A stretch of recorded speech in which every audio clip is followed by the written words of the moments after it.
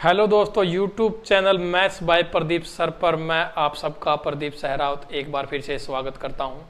तो साथियों, आज की क्लास में एचएसएससी की क्लास है। एचएसएससी प्रीवियस ईयर के 3-4 पेपर हम कर चुके हैं, ये 5वां पेपर आज हम करेंगे। और जो ये पेपर है अपना, ये है हरियाणा पुलिस का और 8/2015 का एडवर्टाइजमेंट। हालांकि ये सारे के सारे पेपर में जितने भी मैथ के सवाल थे वो मैं जो HRGK बाय BK अपना चैनल है उसके ऊपर जो वीडियो मैंने डाली थी 8 घंटे की marathon class, maths HSSC maths marathon class search करोगे यूट्यूब पर आपको मिल जाएगी, दूसरे तीसरे नंबर पर होगी वो।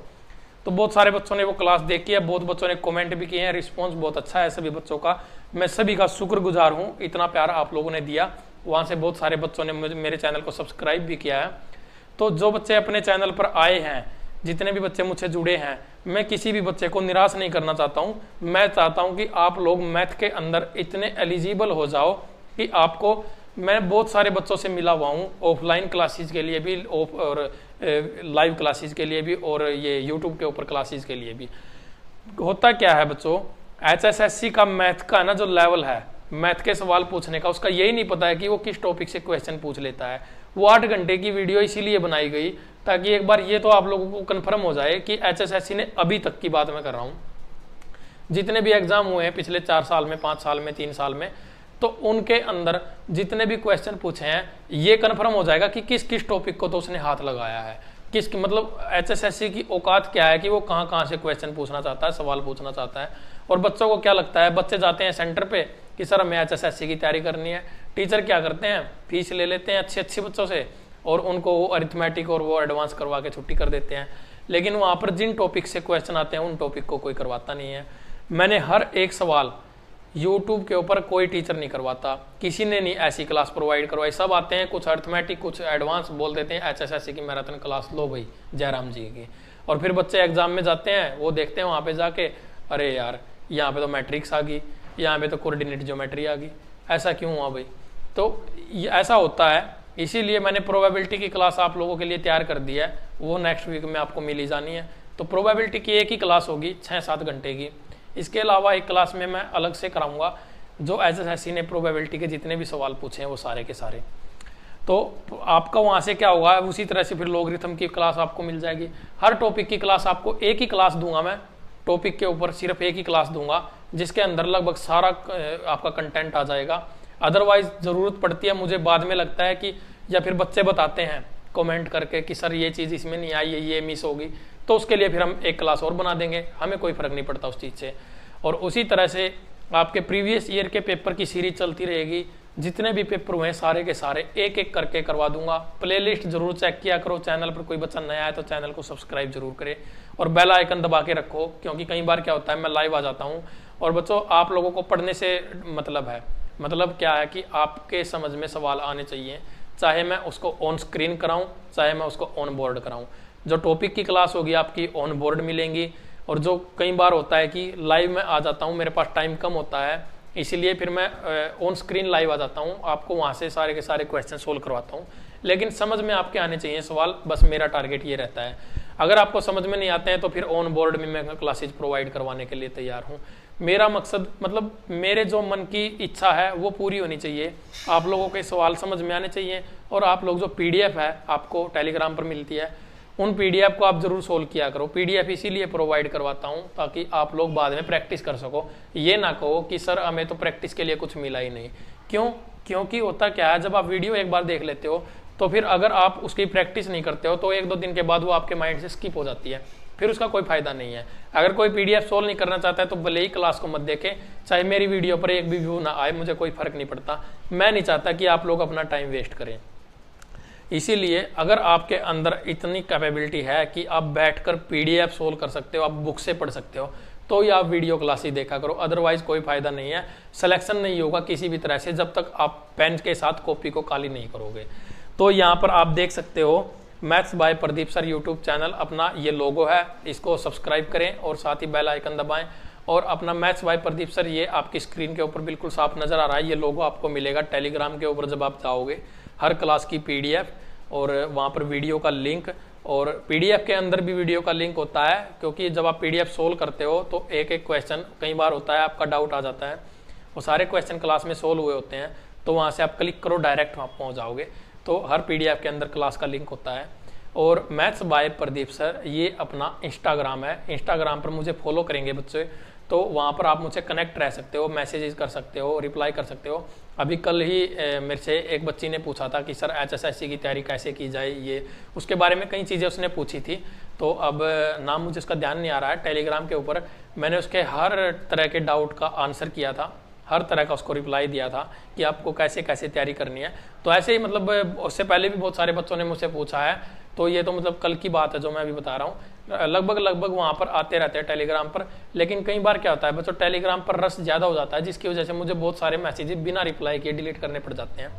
इसीलिए इंस्टाग्राम पर क्या होगा, वहाँ पर मुझे रस नहीं मिलेगा।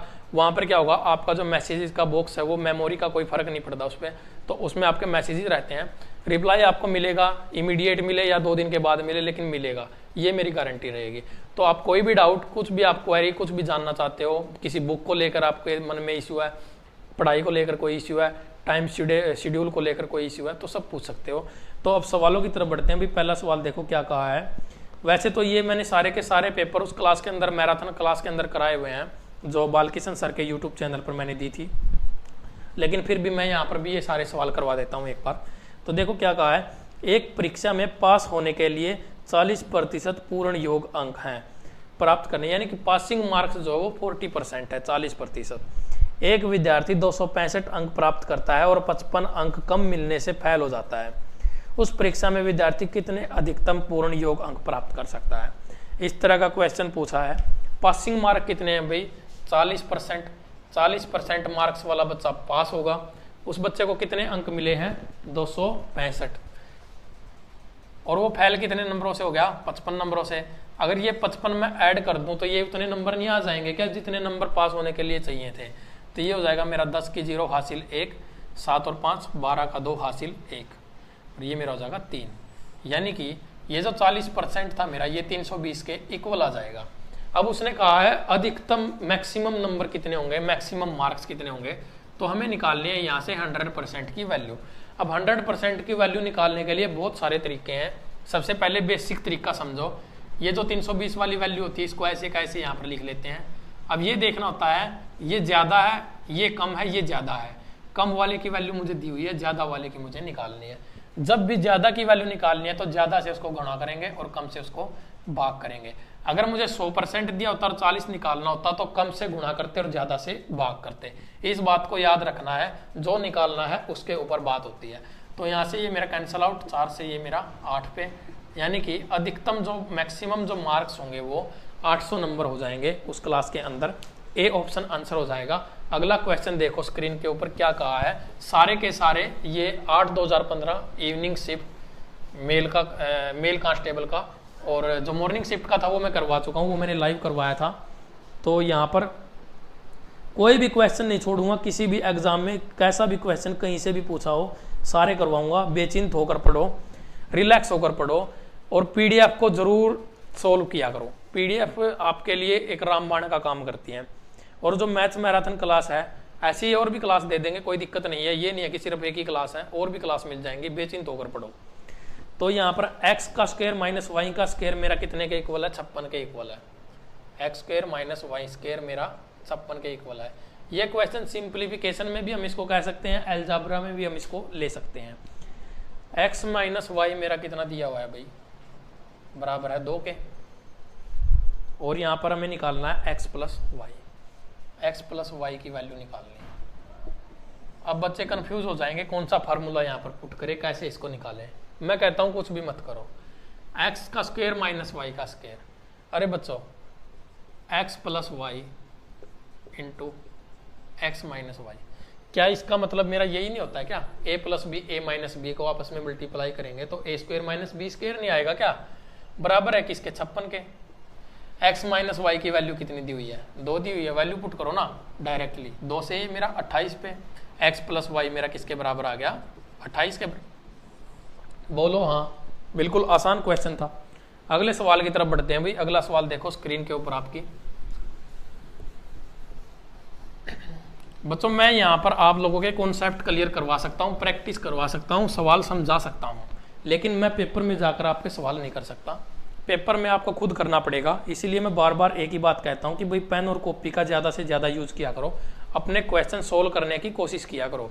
पीडीएफ किस लिए प्रोवाइड करवाई जाती है, मुझे कितनी मेहनत करनी पड़ती है पीडीएफ बनाने के लिए। पहले पीडीएफ तैयार करता हूँ, फिर आपको वहाँ पर लिंक डालता हूँ क्लासेस का, तो मतलब इतना सारा मैं करता हूँ आप लोगों के लिए। क्यों करता हूँ, मेरा क्या फ़ायदा है उसमें, मुझे थोड़ी कुछ मिलता है। मैं चाहता हूँ कि बच्चों को कंटेंट मिले। ढूंढते फिरते रहते हैं कि भाई HSSC का मैथ कहाँ से करें। HSSC की तैयारी करने वाले 90% बच्चों के दिमाग में यही डाउट रहता है कि भाई मैथ कहाँ से करें। मैथ कहीं से मत करो, maths by Pradeep sir YouTube channel से मैथ हो जाएगा बस। यदि 2x is equal to 3y, 2x बराबर है 3y के, और क्या दिया है 3y बराबर है 5z के, 3y बराबर है 5z के, तो x अनुपात z हमें निकालना है, x अनुपात z हमें निकालना है। जो दिल्ली पुलिस के प्रीवियस ईयर पेपर की सीरीज चल रही है, लगभग 13-14 पेपर मैं करवा चुका हूँ। सेम टू सेम क्वेश्चंस वहाँ पर बहुत कराए हैं मैंने। और ये वाले क्वेश्चंस मैराथन क्लास में तो मैं कह ही रहा हूँ कि ये मैंने पूरा का पूरा टॉपिक, ये जो पेपर है इसके भी सारे सवाल वहाँ पर, क्योंकि उस क्लास के अंदर तो ना आपको लगभग आप जितने भी पेपर उठा के देखोगे ना HSSC के, लगभग हर पेपर के क्वेश्चन आपको वहाँ पर सवाल आपको मिल जाएंगे उस क्लास के अंदर। तो यहाँ पर देखो क्या कहा है, 2x बराबर है 3y के। यहाँ से मैं x और y का रेशो निकाल लेता हूँ, इस y को मैं इस साइड ले आता हूँ, तो ये मेरा हो जाएगा 3/2। और इधर से मैं y और z का, ये z मेरा इस साइड आ गया, तो ये 3 मेरा उस साइड चला जाएगा, ये जाके इधर गुणा में तो उधर भाग में हो जाएगा। तो यहाँ से क्या होगा, x 3 है y 2 है, यहाँ पर y 5 है और z 3 है। इस तरह से हमें निकालना x अनुपात z। मैंने बार बार एक ही बात कही है, जब भी इस तरह से सवाल दे दे x अनुपात y, y अनुपात z, ये वैल्यूज दे दे और पहली और आखिरी टर्म का रेशो पूछे, तो अभी देखो कैसे करना है। यहाँ पर 3 अनुपात 2 हो जाएगा ये मेरा x और y, और यहाँ पे ये कितना हो जाएगा मेरा 5 अनुपात 3 हो जाएगा। कुछ भी मत करो, ये 3 से मेरा 3 कैंसिल आउट, मतलब इस साइड वालों में से इस साइड वालों में अगर कोई कैंसिल आउट होता है ना, तो उसको कैंसिल आउट कर दो।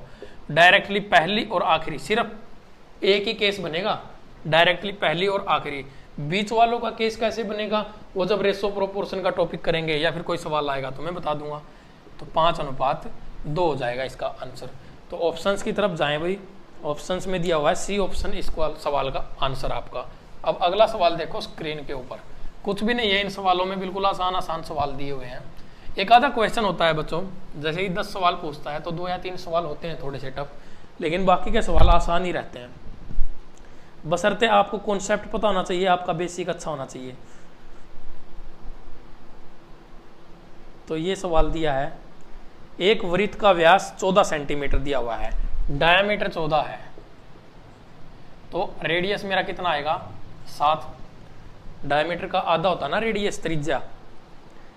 वहां एक आयत है जिसका क्षेत्रफल वृत्त के क्षेत्रफल से आधा है, यानी कि जितना इस वृत्त का क्षेत्रफल है, सबसे पहले मैं इसका क्षेत्रफल ही निकाल लेता हूं। इसका जो क्षेत्रफल आएगा हमारा वो आएगा पाई आर का स्क्वायर, यानी कि 22/7 गुणा 7 गुणा 7, ये कैंसिल मेरा, ये है बेसिक तरीका 154। और उसने कहा जो रेक्टेंगल है भाई, आयत है, आयत का जो क्षेत्रफल है वो इसका आधा है। 154 का आधा कितना होगा भाई 77 है। अब देखो क्या कहा है, आयत की लंबाई कितनी दी हुई है 11 सेंटीमीटर, लंबाई है 11 सेंटीमीटर, चौड़ाई हमें निकालनी है, चौड़ाई हमें नहीं दी हुई है, और हमें फिर उसका परिमाप निकालना है, पेरीमीटर निकालना है।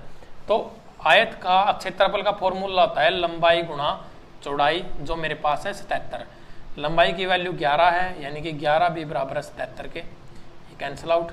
जो चौड़ाई आ जाएगी वो मेरी आएगी 7 सेंटीमीटर। और अगर मुझे यहाँ पर निकालना है इसका परिमाप, इस तरह से इसका डायग्राम भी मैं बना के दिखा देता हूँ, ये 11 हो जाएगी, ये 7 हो जाएगी। परिमाप हमारा होता है इन सभी चारों भुजाओं का योग, चारों लंबाइयों का योग। तो ये कितना होगा मेरा, वैसे तो 2 × L + B ये फॉर्मूला होता है परिमाप का, तो फॉर्मूले भी पता होने चाहिए, डायरेक्टली फॉर्मूलाज पे क्वेश्चन बनते हैं, सवाल बनते हैं। 2 × लंबाई और चौड़ाई, ये 11 है, ये 7 है, 2 × 18 36 सेंटीमीटर हमारा ऑप्शन में क्या है। ए ऑप्शन हमारा आंसर है इस सवाल का।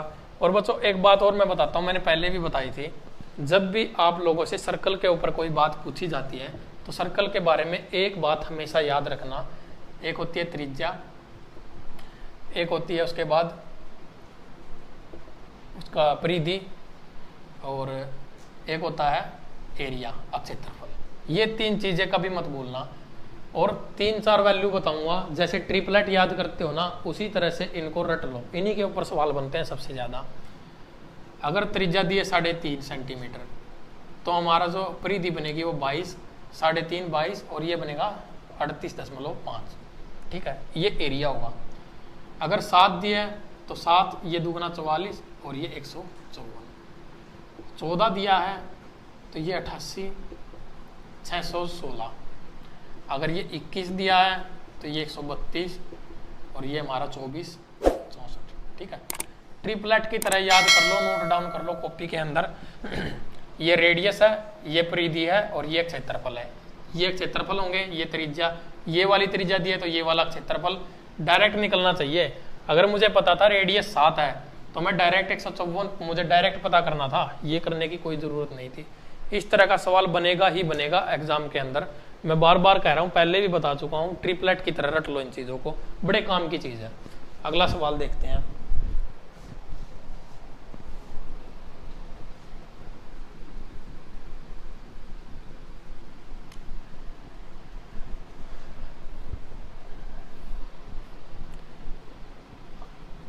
बहुत सारे बच्चों के साथ होता क्या है बच्चों, देखो मेहनत तो सब लोग करते हैं, लेकिन सिलेक्शन कुछ ही बच्चे ले पाते हैं। उसकी वजह होती है कि आप किस डायरेक्शन में मेहनत कर रहे हो। कई बार होता क्या आपके पास डायरेक्शन गलत होती है। बहुत सारे लोग तो ऐसे होते हैं ना, टीचर भी बच्चों को उलट पुलट रास्ते दिखाते रहते हैं, उनको बताते ही नहीं है कि एग्जैक्ट तैयारी कैसे करनी चाहिए। जब तक एक टीचर को ये ही नहीं पता होगा कि वो बच्चे को तैयारी कहाँ से कराए, कैसे कराए, तो वो बच्चे को सक्सेसफुल कैसे बना सकता है भाई। बहुत सारे सेंटरों पे मैंने देखे हैं, बहुत सारे टीचर्स ऐसे ही बच्चों को मतलब अपने मुंह से ये कहते हैं कि बच्चों को बेवकूफ़ बनाना है। भाई क्यों बनाना है, क्या वो फीस पे नहीं करते?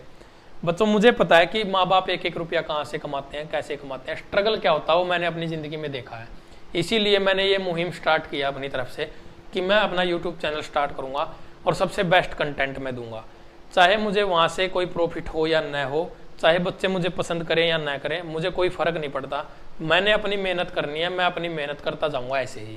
तो इस चीज़ का मुझे वो है, तो मैं चाहता हूँ कि कोई भी बच्चा पीछे ना रहे। जिन बच्चों के पास अवेलेबिलिटी नहीं है रिसोर्सेज की, मैं उन बच्चों के लिए मेहनत कर रहा हूँ। इसीलिए पीडीएफ प्रोवाइड करवाता हूँ। बहुत सारे बच्चे ऐसे भी होते हैं जिनके पास किताब तक खरीदने के पैसे नहीं होते हैं, तो किताब मत खरीदो, पीडीएफ लो, पीडीएफ डाउनलोड करो, उसको सोल्व करो। एक हफ्ते के अंदर मतलब किसी दिन संडे को बैठ जाओ, एक दिन 13 क्लास हुई है दिल्ली पुलिस की, 13-14 क्लास, कितना टाइम लगेगा? 15-15 सवाल हर क्लास के अंदर हैं। HSSC की 5वां पेपर चल रहा है, एक दिन बैठो 2 घंटे के अंदर कंप्लीट कर दो उसको, सारा आपका क्या होगा, प्रैक्टिस हो जाएगी। या फिर मैराथन वाली पीडीएफ आपको टेलीग्राम पर है तो वो डाउनलोड कर लो, सारे के सारे सवाल देखो, वहाँ पर टॉपिक वाइज कैसे कराए हैं मैंने, कितनी मेहनत से उनको अरेंज किया होगा, सब चीज़ों को समझने की कोशिश किया करो। जब टीचर इतनी मेहनत करता है तो बच्चे क्यों नहीं करना चाहते? मेहनत करोगे तो सफलता मिलेगी। सिर्फ और सिर्फ यूट्यूब से आपका कुछ नहीं होगा, आपको पेन और कॉपी से पढ़ना पड़ेगा, किताबें पढ़नी पड़ेंगी बच्चों। एक ट्रेन ने अपने निश्चित संख्या के यात्रियों के साथ स्टेशन छोड़ा, कोई बात नहीं। पहले स्टेशन पर आधे यात्री उतर गए और 135 यात्री दाखिल हो गए। जैसे जैसे बोलेगा वैसे वैसे लिखना है, ठीक है। तो उसने क्या कहा है, ट्रेन चली किसी स्टेशन से, उसमें X यात्री थे, ठीक है, X मान के चलेंगे हम। पहले स्टेशन पर आधे यात्री उतर गए और 135 यात्री उसमें शामिल हो गए। जब इसमें से आधे उतर जाएंगे तो इसको मैं 2 से डिवाइड कर देता हूँ, प्लस 135 उसमें क्या हो गए और ऐड हो गए। आगे क्या कहा है, दूसरे स्टेशन पर 1/3 यात्री उतर गए और 110 दाखिल हो गए, ठीक है। अब 1/3 यात्री उतर गए, इनका 1/3 उतर गया, तो बचे कितने? एक में से जब मैं 1/3 माइनस करूंगा तो मेरा कितना बचेगा? 2/3 बच जाएगा। यानी कि वो कह रहा है कि भाई 1/3 उतर गए तो बच गए कितने भाई? 2/3। और ज्यादा एक्स्ट्रा आए उसमें, और भी ऐड हो गए, और भी बस के अंदर आगे बैठ गए, तो वो कितने थे? 110 प्लस कर दो। बाद में 350 यात्रियों के साथ ट्रेन अपने सफर पर निकल पड़ी। इन द एंड उस ट्रेन में कितने यात्री रह गए? 350। ये सब होने के बाद, ये सब राम कहानी के बाद आखिर में बचे 350 और ट्रेन अपने स्टेशन पर जा पहुंची। आरंभ में ट्रेन में कितने यात्री थे जब उसने स्टेशन छोड़ा? यानी कि इस x की ही वैल्यू हमें निकालनी है। तो क्या करेंगे? देखो कुछ भी नहीं करना, बिल्कुल आसान है। पहले तो इनको आपस में ब्रैकेट से बाहर निकालो। अब मैं इस x/2 को 2/3 से मल्टीप्लाई करूंगा, ये 2 से 2 मेरा कैंसिल आउट हो जाएगा, तो ये बच गया मेरा x/3 प्लस ये मेरा कितना है 135 और 2/3। 135 की जब मैं 2/3 से गुणा करूंगा तो क्या बनेगा मेरा 5 और 3 8 और 1 9, 3 से पूरा डिविजिबल है, 3 चौके 12, 3 पंजे 15, 45 दूनी, ये मेरा 90 आ गया प्लस ये मेरा 110 बराबर कितने के हैं 350 के। इन दोनों को ऐड करो 200 हो गया। बोलो हाँ। आगे देखो, अब 3 से ये 3 मुझे यहाँ से कैंसिल आउट करना है, या तो एलसीएम ले लो, सीधा सीधा एलसीएम लोगे तो इन सभी को बात वही रहेगी। इन सभी वैल्यूज को अगर मैं 3 से गुणा कर दूं, सभी वैल्यूज को 3 से गुणा कर दो, क्या लगता है? तो x/3 को अगर 3 से गुणा करूंगा तो 3 से 3 कैंसिल, मेरा x। इस 200 को मैं 3 से गुणा करूंगा तो 200 गुणा 3 मेरा हो जाएगा 600 बराबर 350 है ये मेरा। इसको जब 3 से गुणा करेंगे, हम 3 से गुणा कर लेते हैं, 3 0 0, 3 पंजे 15 का 5 हासिल 1, 3 3 9 और 1 10, 1050। x बराबर आ गया ये 600, उधर जाके इसमें से माइनस हो जाएगा 450। बोलो हाँ। बिल्कुल आसान, इससे ज़्यादा आसान तो कोई सवाल हो ही नहीं सकता। और स्टेटमेंट देखो कितनी बड़ी दी हुई है, सी ऑप्शन आंसर है इस सवाल का। तो भाई सबसे मेन इंपॉर्टेंट बात यही होती है कि आप लोगों ने किस कॉन्सेप्ट के साथ सवाल किए हुए हैं, कितनी मेहनत आप लोगों ने की है। मेहनत करोगे तो आपके काम आएगी, आज नहीं तो कल। सिलेक्शन होने में टाइम जरूर लग सकता है, सफलता निश्चित होती है बच्चों, लेकिन उसमें थोड़ी सी देरी, थोड़ा सा विलंब जरूर हो सकता है। तो मेहनत करो, मेहनत से मत बचो। आगे देखते हैं आगे कौन सा सवाल दिया हुआ है।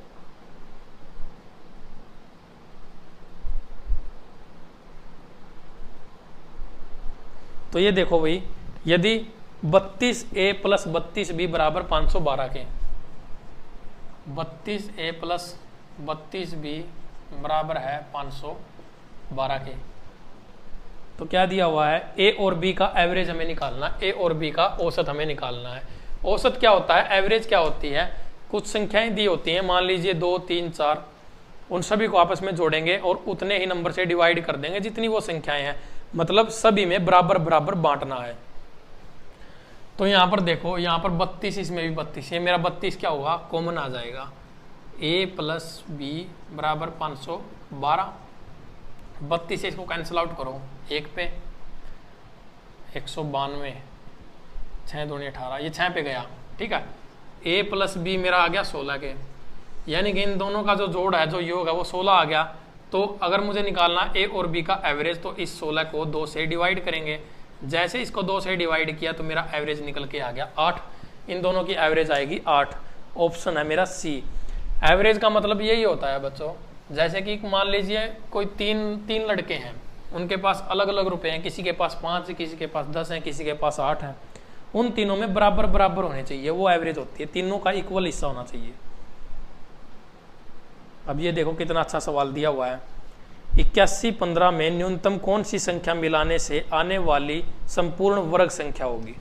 ठीक है, एक संख्या दी हुई है 8115, इसको हमें पूर्ण वर्ग बनाना है और इसमें हमें क्या जोड़ना होगा, ऐड करना है ना। कौन सी संख्या? हाँ बिल्कुल ऐड करना है। तो देखो, जब भी ऐसा सवाल आएगा तो करना क्या है, इसको ऐसे लिखो, ठीक है। 2-2 के टुकड़े बनाओ, राइट साइड से दाएं हाथ की तरफ से इधर से 2-2 के टुकड़े बनाने स्टार्ट करो, ठीक है। ये 9 नीमा 81, 9 पे मेरा कैंसिल आउट हो जाएगा, ठीक है। यहाँ पे तो कुछ भी नहीं बचेगा, 0। ये 15 नीचे आएगा, अब 15 नीचे आ गया। आगे इसको सोल्व करने के लिए देखो किस तरह से, इसी मतलब स्क्वायर एंड स्क्वायर रूट्स का जब टॉपिक होगा ना, ये अच्छे से समझ आएगा। ऐसे ऐसे बहुत सारे क्वेश्चन होंगे वहाँ पर। आगे करते क्या, इन दोनों का जोड़, 9 और 9 18, इन दोनों का जोड़ है 18। और यहाँ पर जितने भी नंबर पर इसको चलाना होता है हमें, चाहे 1 पर चलाएं चाहे 2 पर, तो वो यहाँ पर लिखेंगे। जैसे मैं इसको 81 पे 1 पे चलाऊंगा तो ये 1 मेरा यहाँ पे होगा और यहाँ पे भी 1। अब इसको मैं 1 से ही गुणा करूंगा क्योंकि 15 है मेरा। 15 तो मेरा बिल्कुल छोटी सी संख्या है ना, वो तो 18 से भी कम थी, तो 181 से तो 1 पे ही जाएगा ना, तो 1 पे गया ये मेरा। और 1 पे गया तो इसको मैं माइनस करूंगा 181 में से, यानी कि अगर ये पूरा 181 होता ना यहाँ पर 15 की जगह पे, 15 की जगह पर अगर पूरा 181 होता ना तो ये मेरी एक पूर्ण वर्ग संख्या होती। इसका मतलब यह जो संख्या दी हुई है यह 181 में से 15 निकालते ही वो संख्या हो जाएगी जो इसमें जोड़ने के बाद एक पूर्ण वर्ग संख्या होगी। तो इसको मैं माइनस करूंगा तो ये मेरा 166 आ जाएगा, यानी कि इस 81 15 के अंदर 166 ऐड करो, ये एक पूर्ण वर्ग संख्या बनेगी। अब देख लेते हैं कैसे बनेगी। 6 और 5 11 हासिल 1, ये मेरा बन गया 8, ये 2 और ये 8, 82 81। ये देखना है ये एक संख्या पूर्ण वर्ग है या नहीं है। चलो देख लेते हैं। इकाई का अंक क्या है 1, किस किस के अंदर आता है 1 और 9 के अंदर इकाई का अंक 1 आता है।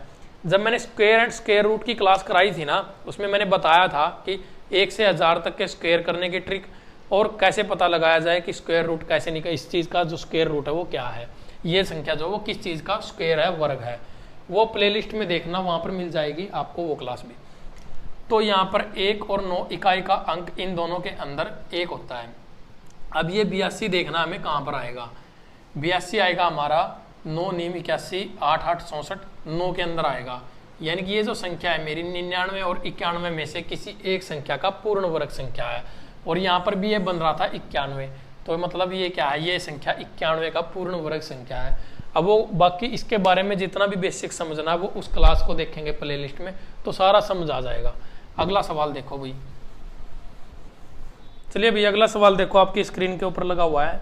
जब 3 सिक्कों को एक साथ उछाला जाता है तब कितनी संभावना होगी कि तीनों सिक्कों पर एक ही जैसा छपा दिखाई दे। 3 कॉइन्स हैं, उनको टॉस किया जाता है एक साथ, तो total number of event happening की प्रोबेबिलिटी क्या होगी, प्रोबेबिलिटी ऑफ इवेंट हैपनिंग कितनी होगी वहां पर भाई। यानी कि जब भी एक सिक्के को उछालते हैं हम, हमारे पास कितनी प्रोबेबिलिटी आती है, हमारे पास 2 केसेस बनते हैं। जैसे कि एक सिक्के को 2 बार उछाला, अब वो 3 सिक्कों को उछाल रहा है, यानी कि हमारे पास जितने भी सिक्के होते हैं, जैसे कि उसने उछाला है 3 सिक्कों को, तो 2 की उतनी ही पावर लेंगे। 2 सिक्कों को उसने 3 बार उछाला है, 3 सिक्कों को उसने एक साथ उछाला है, यानी कि हम कह सकते हैं कि एक सिक्के को भी हम ले सकते हैं भी 3 बार। Total number of event happening हमारे पास हो जाएगा 2 का क्यूब, यानी कि 8। जितने भी सिक्के उछाले जाते हैं ना, 1 हो 2 हो 3 हो, सिक्के लो और उनकी पावर उतनी ही कर दो। मतलब हर एक सिक्के को जितनी बार उछालेगा वो, उसके उतने ही केसेस बनेंगे। सिर्फ 2 केसेस बनते हैं एक सिक्के को एक बार उछालने पर। और जब वो बोलेगा कि भाई 3 सिक्के उछाले, 5 सिक्के उछाले, चाहे तो वो एक सिक्के को 5 बार उछाल ले, चाहे वो 5 सिक्कों को 1 बार उछाल ले, उसकी पावर 5 ले लो। अब उसने कहा भाई 3 सिक्के उछाले तो 2 की पावर हमने 3 ले ली। इस तरह से ये लिया जाता है।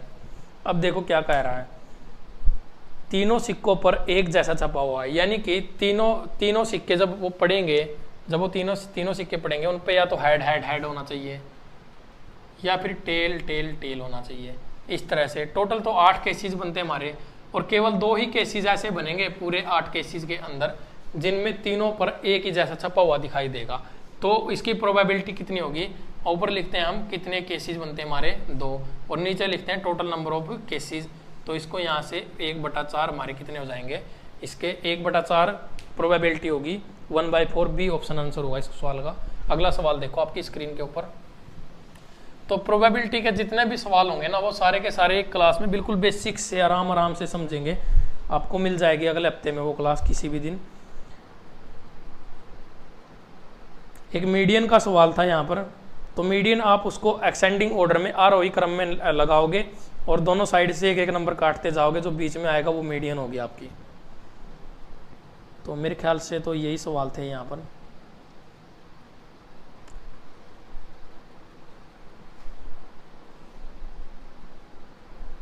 एक ये सवाल और बच गया हमारा, इसको और देख लेते हैं भाई। लगातार 4 सम संख्या ए बी सी और डी का योग 180 है। 4 संख्याएं हैं, चारों की चारों इवन नंबर हैं, A plus B plus C plus D, और इनका टोटल सम कितना है 180 है। आगे देखो क्या कहा है, अगले लगातार 4 सम संख्याओं के सेट का योग क्या होगा। इनसे आगे वाली जो संख्याएं हैं उनका योग क्या होगा। अगर उसने सीधे सीधे नंबर दिए होते तो इस सवाल को करने में हमें कोई तकलीफ नहीं थी। अब उसने यहाँ पर वेरिएबल दे दिए, हमें थोड़ा सा कंफ्यूज कर दिया। टाइम टेकिंग है और कोई दिक्कत नहीं है, कॉन्सेप्ट पता होना चाहिए बेसिक से समझाता हूँ। Marathon HSSC maths marathon class में भी समझा रखा है, अब भी समझाता हूँ, बिल्कुल बेसिक से समझो। a + b + c + d 4 संख्याएं हैं, ठीक है, चारों की चारों हैं सम संख्याएं और उनका जो सम है वो 180। मैं इनको नहीं लेता हूँ, इसको भूल जाओ कुछ टाइम के लिए, इसको कुछ टाइम के लिए भूल जाओ। 4 संख्याएं लो, कोई भी सम संख्याएं इवन नंबर्स। मैंने लिया 4, 6, 8, 10, इन चारों संख्याओं का सम करो। 6 और 4 10 और 10 20 और 8 28। कितना बन गया मेरे पास? इनका सम 28। कोई भी ले सकते हो आप, सिर्फ ये नहीं। अब इनसे आगे वाली सम संख्याएं लेते हैं। यहाँ पर इनसे आगे की 4 संख्याओं का सेट, 4, 6, 8, 10 तक तो मैंने ले लिया। अब लो 12, 14, 16, 18, ये होगी ना इससे आगे की 4 संख्याएं। तो अब इनका सम कर लो। इनका सम करोगे, ये मेरा 30 और ये भी मेरा 30, कितना बन गया? ये मेरा 60 हो गया। तो यानी कि देखो भी यहाँ से यहाँ तक कितना डिफरेंस आ गया। 28 को जब हम 60 में से माइनस करेंगे तो मेरा कितना आएगा? 32। ये तो था एक तरीका। अब और संख्याएं लेते हैं। आप कहोगे सर आपने यही क्यों लिया, आप तो कुछ और संख्याएं लो। और संख्याएं लेते हैं भाई। अब संख्याएं लेते हैं, मान लीजिए हमने ले ली 8, 10, 12, 14, ये 4 संख्याएं ले ली हमने। अब इनका सम करो, 20 और 10 30 और 14 44, 44 हो जाएगा। 20 और 10 30 और 14 44, ठीक है। अब इससे आगे की 4 संख्याएं लो, बोलो हाँ। 16, 18, 20, 22, क्यों भाई? अब इनका सम निकालो। 20 दूनी 40 और 20 60 और 16 76 76। अब यहाँ से यहाँ तक का डिफरेंस देखो कितना आया। 76 में से जब 44 निकालेंगे तो कितना बचेगा मेरे पास? 32, 32। यहाँ पर कितना था? 32। यानी कि यहाँ पर उसने दिए हैं वेरिएबल संख्याएं। दी होती तो हम डायरेक्टली कर देते, बच्चा भी कर देता इस सवाल को, लेकिन हमें करना वेरिएबल के साथ। हो क्या रहा है, जब आगे की 4 संख्याएं ले रहे हैं तो उसमें 32 ऐड हो रहे हैं। यहाँ से यहाँ तक पहुँचने में 32 ऐड हो रहे हैं। कुछ मत करो, इसके अंदर 32 ऐड करो, 212। ये आंसर है इस सवाल का, 212 हो जाएगा हमारा। यानी कि डी ऑप्शन आंसर। जब भी आगे वाली 4 सम संख्याओं का, जिस तरह से अगर 6 बोलेगा तो 6, जब भी वेरिएबल वाला सवाल आ जाए एक बार उसको बेसिक से बना के देख लेना, सवाल हो जाएगा आपका। तो उम्मीद करता हूँ मेरे ख्याल से लगभग सारे के सारे क्वेश्चन हो गए हैं इस पेपर के अंदर आए हुए मैथ के सारे। अगर कोई सवाल रह गया है तो वो आपको उस HSSC मैथ्स मैराथन क्लास में मिल जाएगा। मुझे तो नहीं लगता कि कोई सवाल यहाँ पर बच गया है। तो उम्मीद करता हूँ आपको ये क्लास बेहद अच्छी लगी है।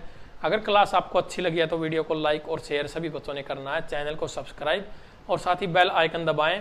और आपकी स्क्रीन के ऊपर जैसा कि आप देख रहे हो, ये लोगो है maths by Pradeep sir YouTube channel का लोगो है।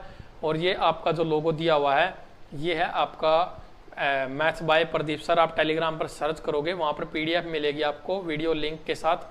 और साथ ही maths by Pradeep sir Instagram पर भी मुझे फॉलो करेंगे सभी बच्चे। तो भाई साथियों, सभी का जुड़ने के लिए बहुत बहुत धन्यवाद। कमेंट बॉक्स में कमेंट जरूर करके बताएं सभी बच्चे कि भाई क्लास आपको कैसी लगी। और अगर क्लास में कोई इंप्रूवमेंट चाहते हैं या आपको कोई क्वेरी है, कोई जानकारी है, तो वो ज़रूर कमेंट किया करो बच्चों। तो भाई सभी साथियों का एक बार फिर से दिल से धन्यवाद। Thank you.